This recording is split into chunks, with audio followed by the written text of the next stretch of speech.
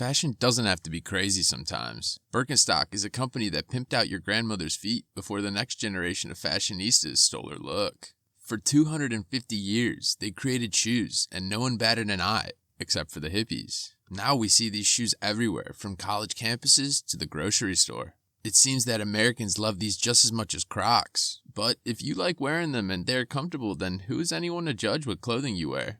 The company released their first 20F report, which is similar to a 10K, but European, and comes with a nice French cheese with a couple German beers. Just by glancing at the European statement, we can see that revenues have increased with the cost of sales as well. Okay, I get it, times are tough and inflation sucks, but then I got a little curious. Let's check out their inventory. Why don't we do an inventory turnover ratio and see how fast they are really selling these suckers? I got 1.1 as Birkenstock's ratio for 2022 to 2021. Now, who do we compare it to?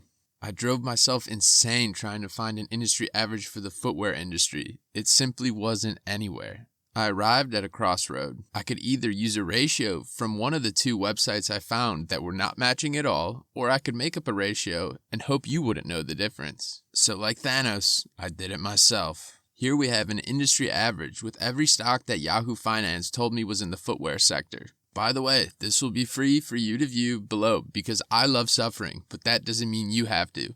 Even though Birkenstock hasn't been around the publicly traded block for too long, we can see that their ratio is not too hot compared to the industry average. This suggests that companies in the industry, on average, are more efficient in managing their inventory as opposed to Birkenstock. Since this chart is too fresh and too new, I can't really do my candle magic on this one completely. But I can see a pretty clear level that Birkenstock will need to stay above. It looks like the $46 level will be key on the technical side. Also, it appears a little break and retest is occurring from the $43 level zone, which is 50 cents off from the first week of the stock's IPO price. Personally, I would love to see this stock do well, as the footwear industry is one of the most interesting sectors out there.